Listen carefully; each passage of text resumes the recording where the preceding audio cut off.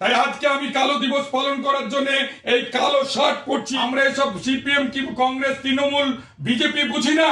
আমাদের চাকরি চাই, ফ্রেশারদের চাকরি চাই। 70 পেতে পারে, 71 পেতে পারে। আজকে ক্লাসের জন্য ঢুকিনি। গত কাল একাদশ দ্বাদশ শ্রেণীর ফল প্রকাশ পেয়েছে। তো ফল তো বলবো না, আমি বলবো কুফল।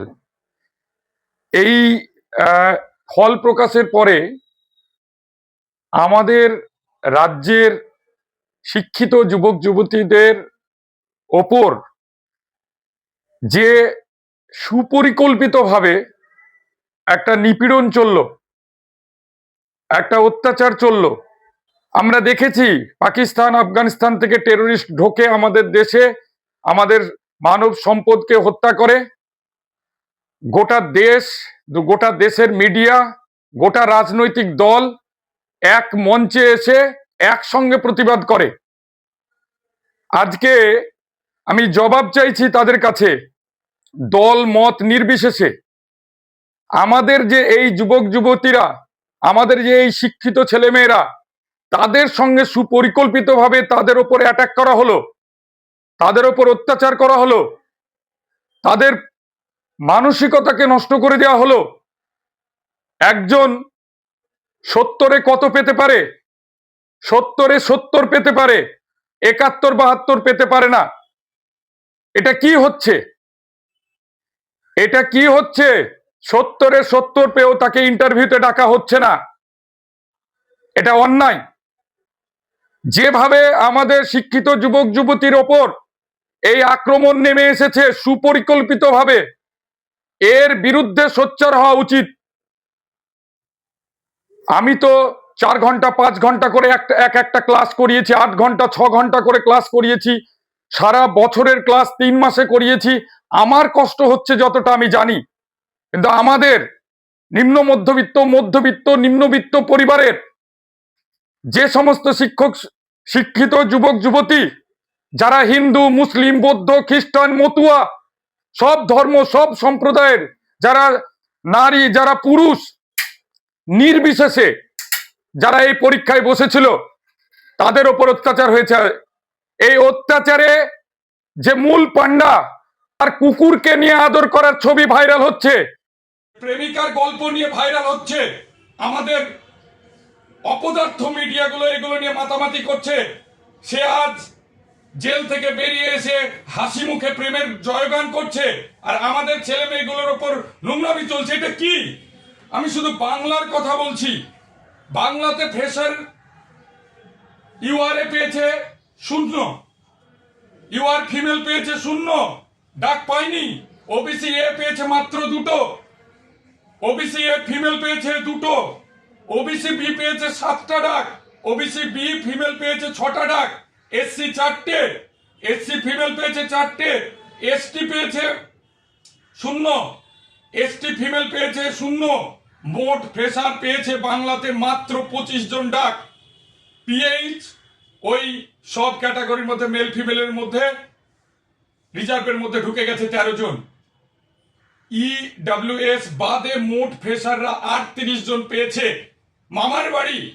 আর তুমি জেল থেকে বেরিয়ে এসে মজ মস্তি করছো কুকুর নিয়ে, প্রেমিকা নিয়ে, আর আমাদের দেশের মিডিয়াগুলো তাকে নিয়ে নাচানাচি করছে। এ চলতে পারে না। আমাদেরকে এক হতে হবে। আমাদের মধ্যে ভেঙে দেওয়া হচ্ছে। আমরা যারা চাইছি, আমাদের অধিকারকে চাইছি, আমরা অধিকার নিয়ে লড়াই করতে চাইছি, আমাদের মধ্যে দুটো ভাগ করে দেওয়া হচ্ছে। আর এই চালের সঙ্গে কাকর মিশে গেছে। বলছে যে তাদের চাকরি হারিয়ে গেছে যারা চাকরি পেয়েছিল। তাহলে যারা চাকরি হারিয়েছে, যাদের 16 ক্যান্ডিডেট, তাদেরকে পরীক্ষায় বসতে হলো কেন? যদি তুমি তাদেরকে এক্সপিরিয়েন্সের 10 নম্বরই দেবে। বলছে চাল আর কাকর এক হয়ে গেছে। তাহলে চালের মধ্যে কাকরও তো আছে, তাহলে কাকরগুলো তো আজ 10 নম্বর পেয়েছে। কাকরগুলো তো আজ 10 নম্বর পেয়েছে। এক যাত্রায় পৃথক ফল হয় কি করে? জবাব চাই আমরা। এক যাত্রায় পৃথক ফল হতে পারে না। মজা পেয়েছে আমাদের শিক্ষিত যুবক যুবতীদের নিয়ে। দল মত নির্বিশেষে সামনে ভোট আছে, এখন হিন্দু মুসলমান চলবে। আমাদের শিক্ষিত যুবক যুবতীদের নিয়ে কারো মাথা ঘামানোর নেই। সব দল, সব রাজনৈতিক দলরা আখের গোছাবে, এখন ঘোলা জলে মাছ ধরবে। তাই আমাদের এখন উচিত প্রত্যেককে এই শিক্ষিত যুবক যুবতীকে এক করা উচিত। এখানে কোনো প্রেসার নয়, এখানে কোনো চাকরিহারা নয়। শিক্ষিত যুবক যুবতীদের অধিকার। আমরা কোনো দল বুঝি না, মত বুঝি না, হিন্দু বুঝি না, মুসলমান বুঝি না, কিচ্ছু বুঝি না। যে ছেলে মেয়েগুলো গরিব ঘরের ছেলে মেয়েগুলো আমাদের মতো কোচিং সেন্টারে 3,000, 4,000, 5,000, 10,000 করে দিয়ে ভর্তি হয়েছে, তাদেরকে আমরা পরিষেবা দিয়েছি, তাদেরকে আমরা পড়িয়েছি, তারা আমাদেরকে দায়ী করছে। কি দায়ী করছে? যে স্যার আপনারা টাকা নিয়ে পড়িয়েছেন বেকার যুবক যুবতীদের। আমরা টাকা নিয়ে তো মদ বিক্রি করিনি, আমরা টাকা নিয়ে তো জুয়া খেলিনি, আমরা তো পরিষেবা দিয়েছি, আমরা পড়িয়েছি। আমরাও আজকে ভিলেন হয়ে গেছি। আমরাও আজকে পড়িয়ে, আমরা পরিষেবা দিয়ে আমার ছাত্রছাত্রী জানে যে আমি 4 ঘন্টা 6 ঘন্টা পর্যন্ত ক্লাস নিয়েছি এক দিন। সন্ধ্যে 7টা থেকে রাত্রি 11টা পর্যন্ত ক্লাস নিয়েছি। আমাদেরও বুক ফেটে যাচ্ছে। এটা অন্যায়, এটা অন্যায়। এই অন্যায়ের প্রতিবাদ হওয়া দরকার। আমরা মদের ব্যবসা করি না, আমরা গাঁজার ব্যবসা করি না, আমরা রাজনীতি করি না, আমরা এডুকেশন নিয়ে আছি। আমরা শিক্ষা দান করি, শিক্ষা দিই। হ্যাঁ, শিক্ষা দানের বিনিময়ে আমরা একটা পারিশ্রমিক নেই, কারণ আমাদেরও পেট আছে। আমরা পেট চালাই, মদ বেচে নয়। তাই আজকে আমার মনে হয় প্রত্যেকটা যুবক যুবতীকে সতর্ক হতে হবে। আমাদের চাকরি চাই, ফ্রেশারদের চাকরি চাই, এটাই দাবি হোক, সবাই এক হোক। আর আজকে আমি কালা দিবস ঘোষণা করছি। এই কালা দিবসের জন্য আমি এই যে আমি টি শার্ট পরে রয়েছি, তার উপর আমি কালো শার্ট পরবো।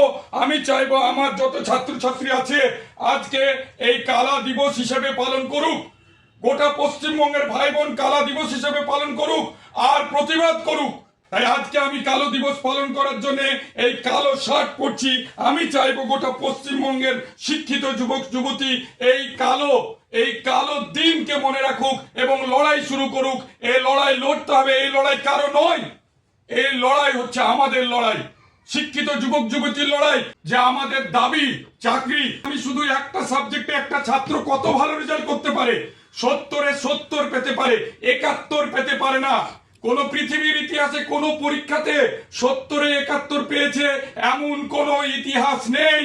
আমরা লড়বো আর আমাদের লড়াই করতে হবে। আমাদের একত্রিত হওয়ার লড়াই, আমাদের দল মত নির্বিশেষে লড়াই, আমাদের হিন্দু মুসলিম বৌদ্ধ খ্রিস্টান মতুয়া নির্বিশেষে লড়াই, আমাদের হচ্ছে নারী পুরুষ নির্বিশেষে লড়াই, উঁচু ধনী মধ্যবিত্ত নিম্নবিত্ত নির্বিশেষে লড়াই।